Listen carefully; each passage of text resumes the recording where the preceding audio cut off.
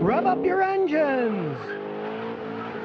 Eric says, what are your thoughts on a 2010 Ford Focus? I'm not really a fan of them because I've had a few customers that have bought them and were extremely disappointed as the vehicle aged. 2010 has a tremendous amount of plastic crap under the hood, and a lot of it melts, cracks, and breaks. I've had customers buy them brand new, keep them for 80,000 miles, not have any problems with them, but as they aged and got to be 8 to 10 years old, they tend to fall apart, the plastic breaks, they have very poor resale value, and on some of those there's actually a class action suit against the automatic transmissions. So I'm not a fan of those at all. Now, if you would have said Ford Fusion, I'd say, hey, those are pretty good cars. But the Focus, that was their cheaper car, and it's pretty cheaply made, actually. Michael Young says, what do you think about a 97 Jaguar Vanden Plas? Okay, beautiful looking cars, and they make great lawn ornaments that you can park and polish and look at it. They really look nice. They're endless money pits as they age. It's cost a fortune to keep the things up. But that said, I have had customers that were English guys that loved English cars, and they'd buy one in the United States dirt cheap, and they would just keep it as a weekend toy.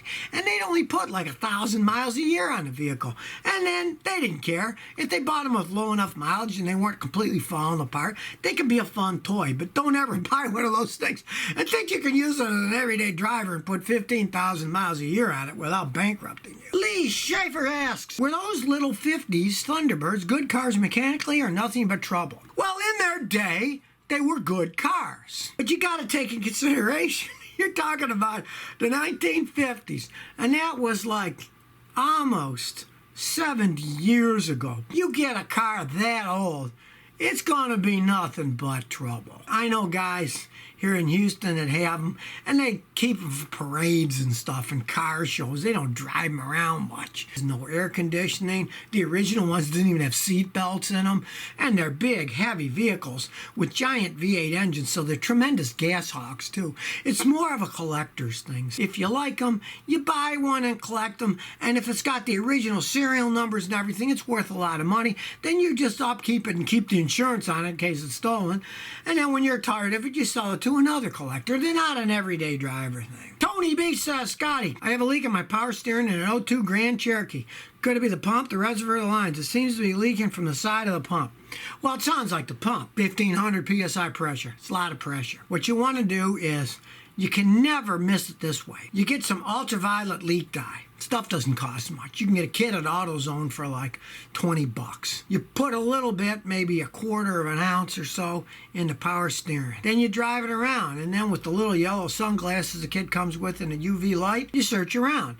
And wherever that green dye comes out, you know, that's what's leaked. It's probably your pump, because you say it's leaking around there, but it's best to check with the dye because you can have more than one leak. Where they mainly leak are the pump seal, the high pressure hose, or the rack itself. And if the rack leaks, those boots on the outside, when you squeeze them, you'll see the dye come out of them. Ali Jose says, TXX is burning oil. I changed the PCV valve, but I noticed there was oil on top of the engine cover. What could it be? Pray it's just your valve cover gasket's leaking. They often do that. Will leak and drip on it and make the top of the engine all oily.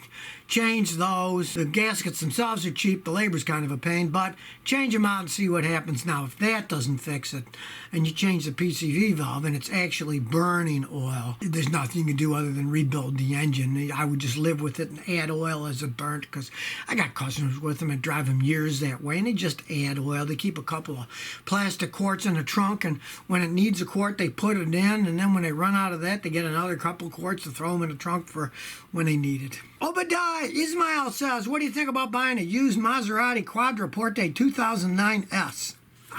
A 4-door Maserati, huh? I wouldn't even buy a new one. I sure wouldn't buy a used one. Those things are the biggest piles of they're just endless money pits. That's basically a snobmobile car. And it's a Maserati that's got 4 doors. That's why it's called Quattroporte. That means 4 doors. You know, if you want to get a sports car, get a sports car. When are you going to get a 4-door one? It's like the other day, what did I see? I saw a Porsche station wagon going down the street in Boston. I'm like, what is the point, you know? I don't understand people. Why they pay all this money just because there's a name on it, you know? The world's crazy. It's gone insane. But if you value your money, don't buy that Maserati. So if you never want to miss another one of my new car repair videos, remember to ring that bell.